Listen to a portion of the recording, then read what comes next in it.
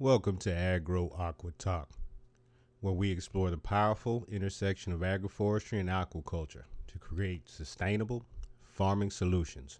I'm your host, Daryl Watson, and today we're diving into the foundation of all great farming, soil building. We'll discuss how agroforestry techniques using high biomass plants can supercharge your soil health, and why the rabbit is the best livestock to start your farm with. Let's get into it. Now let's talk about some powerhouse biomass plants that will fuel your soil building efforts. Number one, the Mexican sunflower. One of my favorites. This plant grows fast, produces tons of leafy biomass, and is rich in nutrients. When chopped and dropped, it decomposes quickly, feeding the soil with nitrogen and organic matter. Number two, Mombasa grass. Mombasa grass is an excellent forage crop and biomass producer. It grows rapidly and can be cut multiple times a year and serves as both a soil builder and livestock feed. Number three, eucalyptus. While eucalyptus is often criticized for its water use, certain species can be used in agroforestry for biomass production. It grows quickly and provides an excellent source of mulch when properly managed. Number four, Lucina. This is a nitrogen fixing tree that provides high protein fodder for livestock while improving soil fertility. It's a great multi-purpose tree for agroforestry systems. By integrating these plants, you're creating a living compost system that continually enriches the soil. So in my experience, when using these biomass plants, I usually put them in rows next to the rows of diversification in my agroforestry system. For example, I'll have in my syntropic agroforestry area, I'll have eucalyptus, and then I'll have, in the lower strata, pineapples, coffee, going up, fruit trees, avocados, etc. But next to that agroforestry row, I'll have the biomass producing row. And these are the plants that we're talking about now, which is the Mombasa grass, Lucina, the Mexican sunflower. I'll put that next to that so that way it's easier for me to groom it and prune it. I won't cut anything that's important in there, okay, like my fruit trees, and etc. So I'll put those there, and then I'll come through with, my shears or, even a mower. And then after I groom it, I can just easily move that biomass over on top of those important vegetables and plants and let that decompose and, give them their feeding. And so Mombasa grass and Lucina and the Mexican sunflower and eucalyptus, all of these have nitrogen. And that's an important, integral part of growing vegetables and fruits. Without nitrogen, the plants just won't grow properly. So by implementing these biomass creators and rapid growth plants, you can create your own compost system and create your own organic, did you hear me? Organic fertilizer. So by doing this, you don't have to go and buy synthetic fertilizers. So by implementing these rows of between your syntropic agroforestry rows of biomass plants, it'll create that cushion that you need for year-round fertilization, chopping and dropping, and it really lowers the inputs that you have to go outside and get to put into your farm.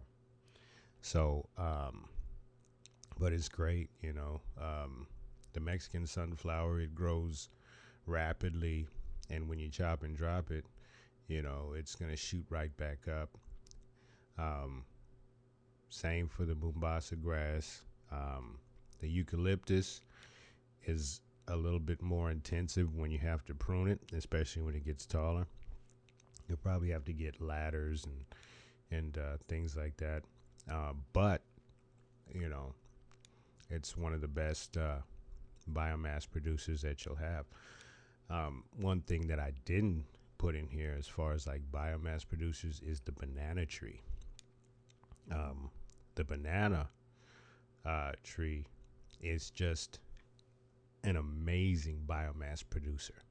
The leaves, after you harvest the bananas, you can actually cut that tree down, cut it into pieces, and then spread that out amongst your agroforestry rows, and it'll continuously feed and moisturize the soil. So these are just a few plants that you can use. On this podcast, we'll go deeper into other plants that you can use too, especially other plants that you can use for fodder, such as Lucina. So stay tuned for that. But we're going to go on to the next segment, which is why rabbits are the best livestock to start with. Now that we've covered the biomass plants, let's shift into an animal that perfectly complements agroforestry soil building, the rabbit. Rabbit manure is a cold manure, meaning it doesn't need to be composted before use. It's packed with nitrogen, phosphorus, and potassium, perfect for feeding your soil. And what are the benefits of this? Low cost and high reproduction rate. Rabbits reproduce quickly, require little space, and have a high feed to meat conversion rate, making them one of the most sustainable small livestock options. Rabbits can be raised in portable tractors, allowing their droppings to fertilize different sections of your land. Their manure can also be added directly to compost piles, along with chopped biomass from plants like Mexican sunflower and Mombasa grasses. If you're looking to start a farm with limited resources, rabbits should be your first choice. They provide meat, fertilizer, and require minimal inputs, making them an excellent fit for agroforestry systems. Now, to me, rabbits would be the first animal that I put on my farm. Reason being is that a rabbit reproduces quickly and it'll fertilize the land. And what is this doing? It's cutting my bills down, right? So if I can produce meat and also pelts, and also I get free fertilizer that I don't have to compost for a month, 2 months, 3 months maybe, I could just get that rabbit dung and throw it on my agroforestry rows and be done with it. Okay. Also, rabbit urine is a good fertilizer as well.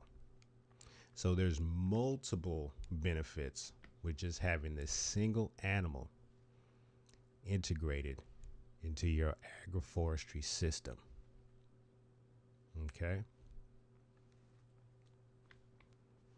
And from my experience, the way that I go about utilizing my rabbits is I build a rabbit housing for them that's off of the ground, at least 1 meter or 3 feet. Okay, so that way, when these pellets do drop, they're on the ground and they're easy to collect. So I have that as one of my main houses for the rabbits. Okay, after I have the rabbits hutch made above the ground, I'll utilize rabbit tractors for the older kits. And these rabbit tractors, I'll pull those in between my agroforestry rows. And what this is going to do, it's going to fertilize those rows. And also, it's going to cut down on my rabbit feed costs because they're going to be grazing, and it's going to provide a way better meat, a way better rabbit meat, because the rabbits are healthier and they're foraging, on their natural food, grasses, weeds, etc. But this is all beneficial in an agroforestry system. That's why I utilize rabbits the first thing. Some people say, well, you know what? It's the chicken that I'm going to get first. Well, that's fine. But let's look at the benefits of getting the rabbit or the chicken first. The chicken's manure is going to have to be composted, okay, because it's hot. It's not like rabbit manure. All right. You can put rabbit manure directly on vegetables, and it's organic. It's not going to affect them the way that a hot manure would, such as cow dung or goat. All these different manures have to be composted. But the one manure that doesn't have to be composted is rabbit manure. And so if you're just starting a farm and you say, okay, well, I'm on a homestead, for example, and I'm just starting it. Say I've got an acre of land and I need to fertilize my market garden. How am I going to do it quickly, efficiently, feed my family, save money? It's with the rabbit. So, and to tell you the truth, the prolific nature of breeding these animals, they produce a lot of meat. So much meat so that it's going to rival goats. It's going to rival cows. It's going to rival all these big time meat producers because they're so prolific. Okay. One female rabbit will have 8 to 15 kits. Okay. 8 to 15 kits. And these rabbits are going to get big depending on what type of breed that you get. They have giant breeds and they have medium-sized breeds as well. But also the benefit of the rabbit is what they eat. They're just plant eaters. You can give them, some of your chop and drop forage, and they'll eat that and they'll survive. It doesn't take a lot to feed these animals. Chickens, on the other hand, you're going to have to go buy feed for the chicken. You're going to have to do this. You're going to have to do that. Now, with the rabbit, you don't have to do that. You can go into the bush, cut you some trees off there. For example, go to the Lucena tree, cut off some Lucena, take it over there to the rabbit hutches or the rabbit tractors, and give them that.